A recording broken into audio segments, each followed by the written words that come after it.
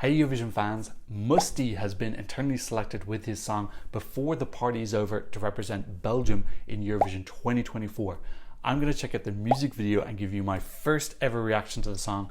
Then we'll do a deeper dive into the lyrics and discuss the potential staging options. We'll also talk about Belgium's current position in the contest by looking at their 10-year record, their qualification record, and finally we'll look at the community rankings and the odds, and I'm going to tell you if I think this can qualify and if it could win Eurovision 2024. So let's kiki. If you're new here, welcome. My name is Tom. I'm an Irish Eurovision analyst, and you can find all of this stuff on my Eurovision channel. So in case you don't know, Belgium has two broadcasters, and their system is that they alternate between the two every year. This year, it's the turn of RTBF, which is the Wallonian broadcaster, and they've decided to do an internal selection, and they have chosen Mustii to represent them this year in Eurovision.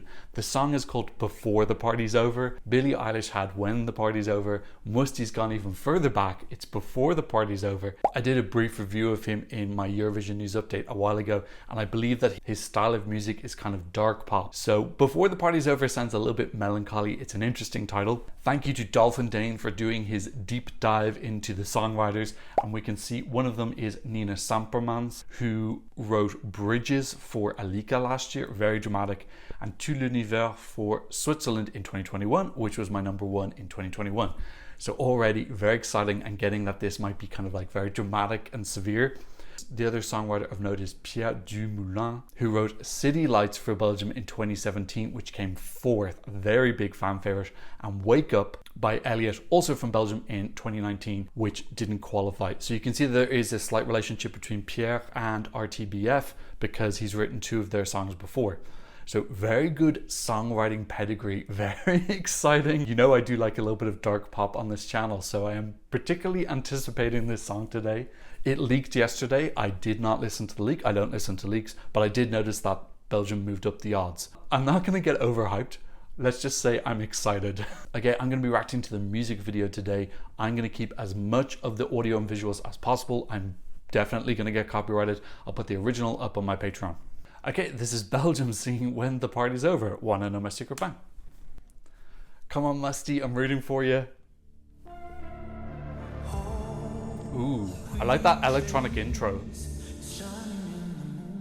Very cool opening tableau, zooming out. I have a lot of microphone. Ooh, and a golden hand. Lovely.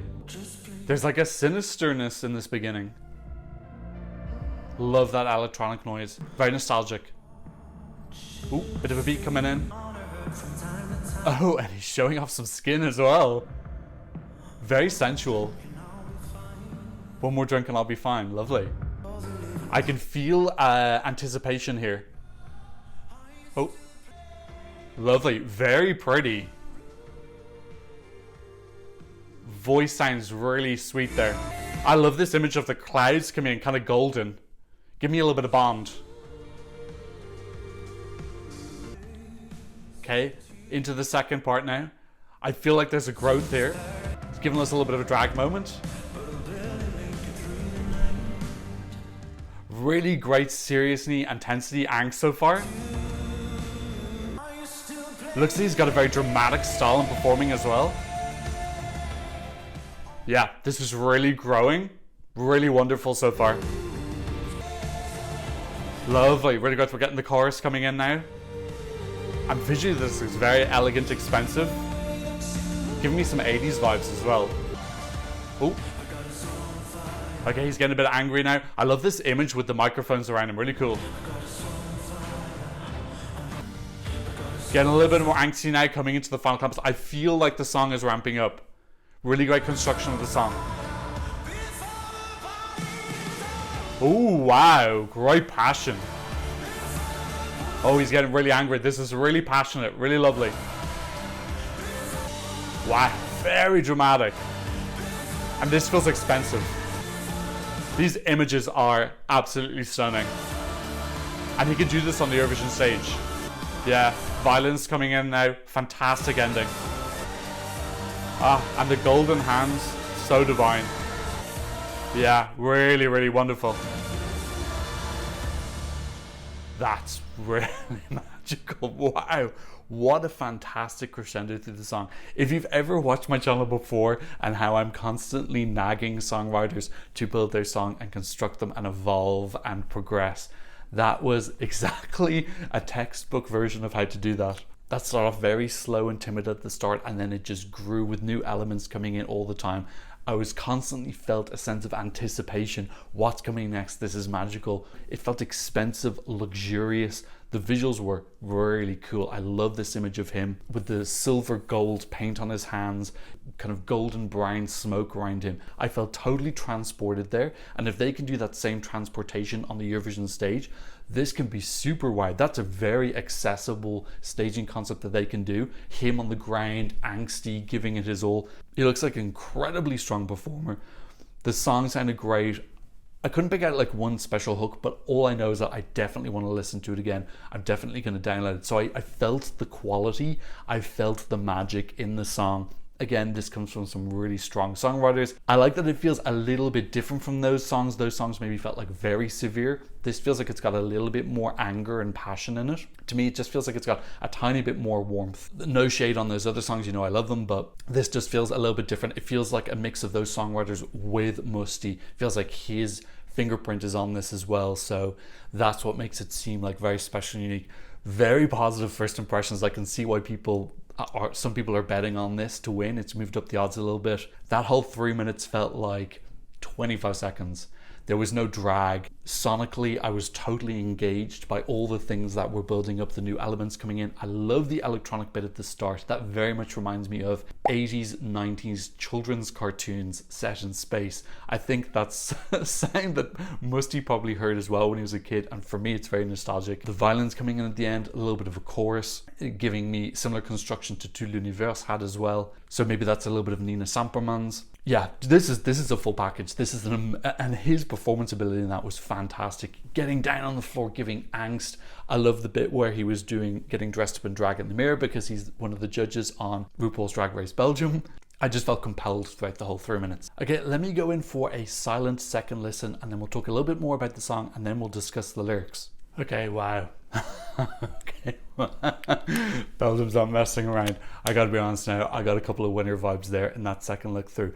I'm not saying this is definitely gonna win. I'm just saying winner vibes means you can see the potential that this could somehow do it. Visually, sonically, the performer, they're all the things that you need, and a good staging concept, and they've got all of those in that music video. They really are presenting something that's extremely meticulously thought out and just looked very slick, professional, elegant.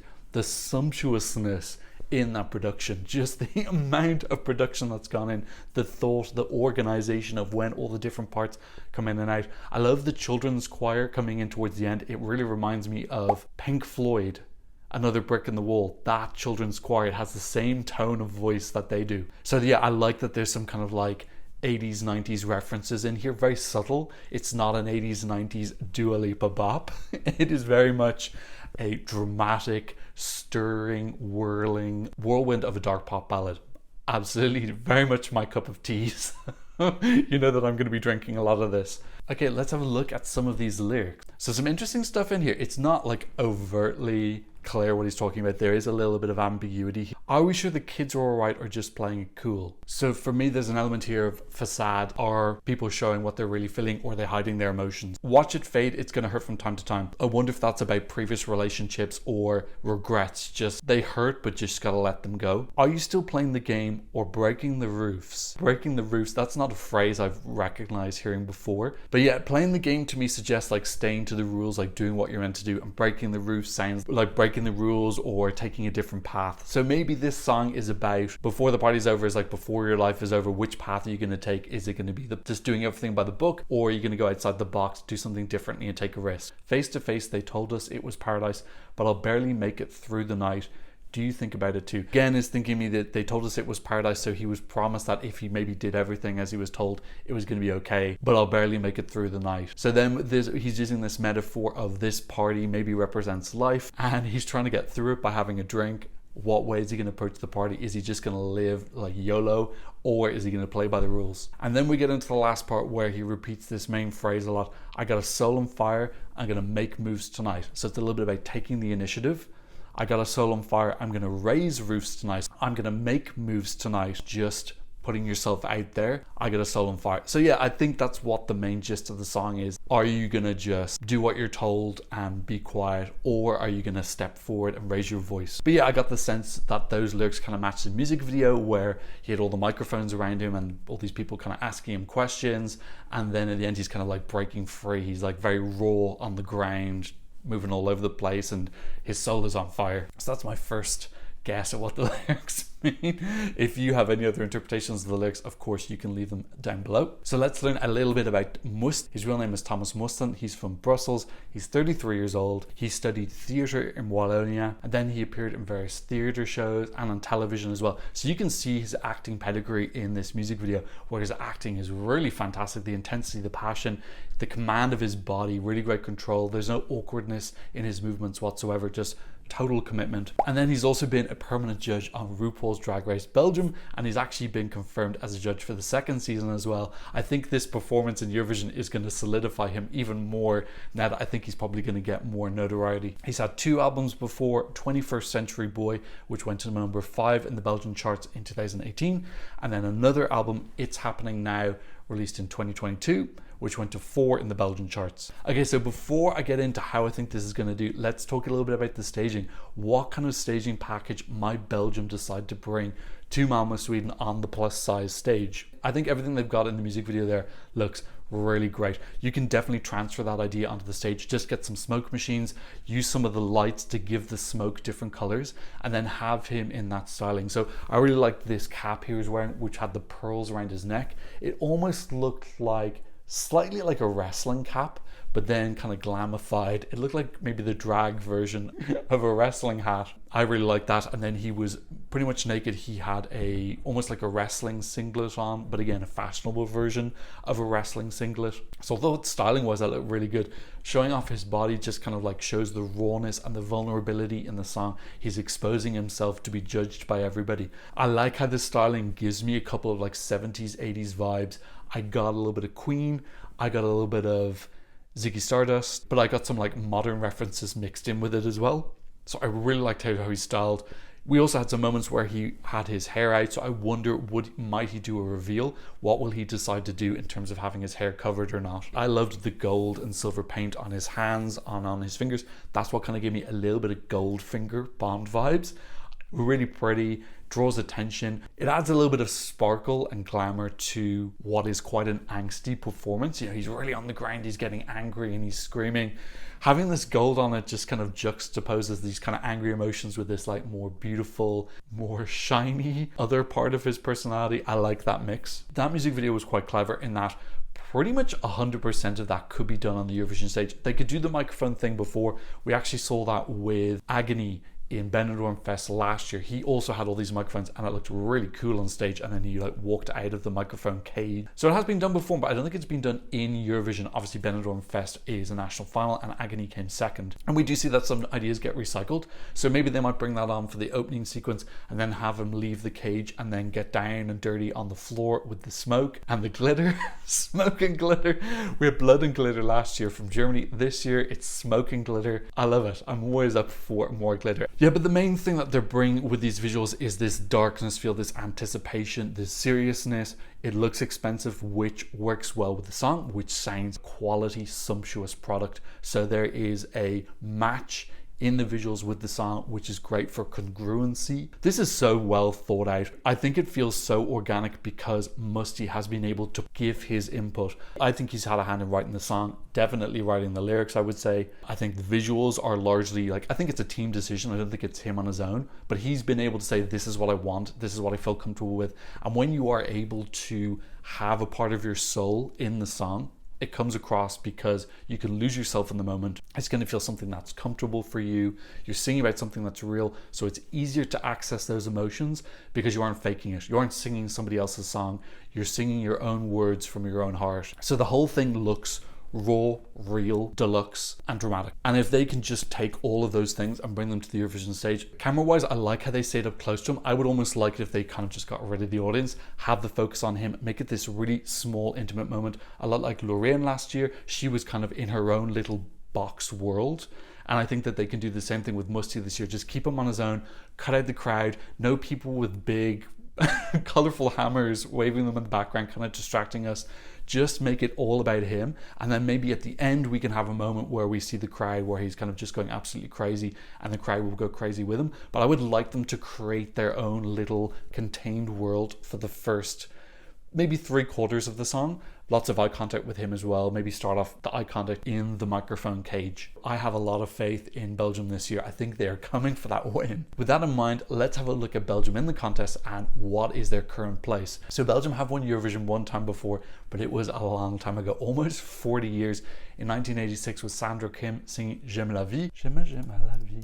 So it's been a long time coming for Belgium's second win. So when I think of Belgium, I think of this period between 2015 and 2017, where they came top 10 3 years in a row. Loïc Noité with Rhythm Inside, Laura Tesoro in 2016 coming top 10. She probably would have been higher if she didn't open up the final. That was with the Flemish broadcaster, back to the French broadcaster, and they got another 4th place. And then they seemed to go off the boil a little bit. 2018 had a really popular song with Senek, but that staging was just a real disaster. That was actually staging where you could see hammers in the background and it kind of just killed the mood. Yeah, if you're going to send a dark pop song, you need to bring us into your dark pop world. You cannot break it with lots of lots of Eurovision fans with colorful flags. 2019 also not qualifying. That was Elliot. That staging was just very flat. And then 21 and 22 just scraping into the final but not doing much. And then last year, of course, we had Father Gustav getting an incredibly impressive 7th place. So in that period of 2015 to 2017, I thought that Belgium were going to get a win very, very soon. 3 top 10 finishes in a row. It does feel like they're coming for that victory.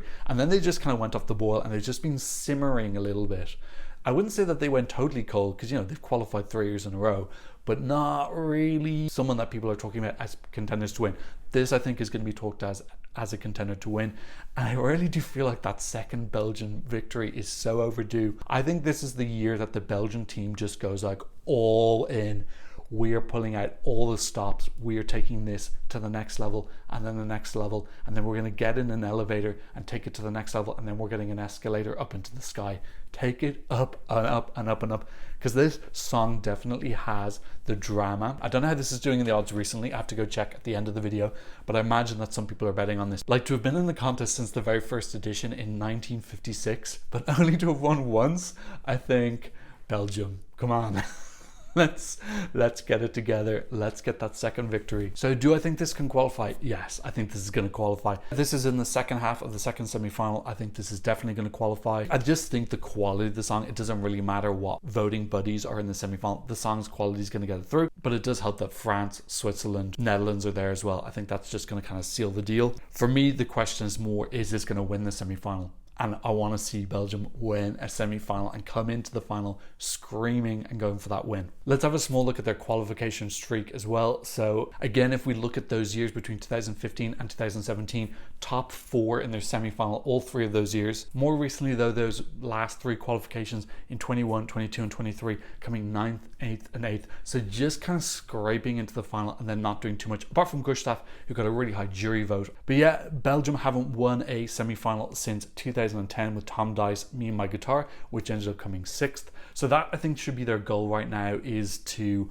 win the semi-final. But my takeaway from this is that despite not having the strongest songs in the last 3 years, they've still managed to qualify. So I think this Belgian delegation has actually quietly been doing extremely well, getting the job done, getting themselves into the final. That 7th place from Gustav is incredibly impressive, considering that many people thought that this wasn't even going to qualify. It was a borderline. I remember it being 11th, 12th in the odds for a long time. And then the staging came out and the staging just looked fantastic, and that's full credit to the delegation because they just elevated it and they ended up getting a top 10 placing kind of out of nowhere. I also like that it's in the second semi-final because I've talked about how the first semi-final feels stronger. This I think does a good job in evening out the semi-finals because we've got a strong song now in the other one. And now recently with Estonia choosing 5 Minust, Belgium having this song, we've got a big song coming from Austria apparently as well, and Greece. I think that semi-finals are starting to even out now, which feels good. I like it. I'm starting to think that there isn't going to be like a much stronger semi-final. How's this going to do with the juries and the televote? I think the juries are going to love this. This is like such a beautifully constructed song. If we look at the other songs that Nina Sampermans has written, Alika was top 10 with the juries. I think she was top 5 with the juries. Yeah, she was 5th. And then Tout l'Univers won the jury. So Nina knows how to win juries. you know. So I think this is definitely a contender to be top 5 on the jury or even better. Televote wise, I think this can definitely do well with the televote as well, especially if he's bringing that style of performance we saw in the music video. Very emotional, very compelling. We do associate the televote with doing stronger with the kind of fun, happier songs, but there's definitely a place for the more passionate, angsty ones. Voila from Baba Pravi did extremely well in the televote because she brought that emotion and rawness, and it looks like Mustie's bringing that same emotion. If he can convey it on stage, I can definitely see this doing very well with the televote. And if you're top 5 with the televote and you're top 5 with the jury, you are going to be a contender to win, because that's what winners do. They're top 5 with both of them. So this definitely has winner potential for me. At least they should be aiming for top 10. Belgium haven't been top 3 since Urban Trad Sanami in 2023, where they lost by I think 1 or 2 points. I love that song, by the way, the imaginary language song. I remember playing that for my friends when I was in South Africa on placement, and they all hated it. They were like, what the hell is this? I was like, oh, this is Eurovision imaginary language. Anyway, I thought it was great. That's the closest that Belgium have come to winning since J'aime la vie by Sander Kim. Now, with that in mind, I'm going to go check the odds for the first time and see how's this doing. So this has just jumped up to 6th. Now, obviously, only a short amount of time has passed. They were living in 25th for a long time, then they moved up to 23rd, and then now they're up to 6th. And this could grow even more. So yeah, people are feeling the winners vibes from this. Definitely contender. And then Eurovision in Belgium, how fun would that be? Oh, it would be really fun. So yeah, that goes to saying, do I think this can win? Yes, I think this can win. It has the ingredients. They have to take those ingredients and make them into a winning cake. But the first part is having the ingredients in the first place. I trust the chefs that exist with these ingredients. Mustii, the Belgian delegation. I think the Belgian delegation in particular have shown that they are able to make things work. Mustii looks very magical in that music video, and he's got all these background theater training. Mix those chefs with the ingredients and this fantastic song. Okay, let's see, what do the Eurovision fans think about it? Let's have a look at the Eurovision scoreboard. And this is coming in 5th place. So that's a pretty respectable start. Still below Italy, Ukraine, Lithuania, Norway, and Belgium. And got quite a bit of a gap over Slovenia. And maybe this will grow with time as people listen to it more. But 5th place out of 20 songs is a really good start for Mustii and the Belgian team. Okay, so that's what I thought about Mustii singing before the party's over. What did you think? Leave me a comment in the comment section down below. What did you think about the lyrics? Did you like the music video? Do you think this can win? Do you think this will qualify? No new donations on Buy Me a Coffee or PayPal, but I am a full-time content creator. So if you want to support the channel, I'll leave links to you in the description down below. And of course, thanks to my patrons all over the world for patronizing my channel. On my Patreon channel, you can get the original audio and visuals when I get copyrighted. You get a couple of early releases, some updates on the channel, and also you can be part of our My Eurovision Scoreboard group. So go check that out if you're a fan of the channel. But as always, thank you so much for watching, and maybe leaving a like and maybe sharing the video. And thank you so much for watching. I'll see you in another Eurovision analysis video very soon. Goodbye.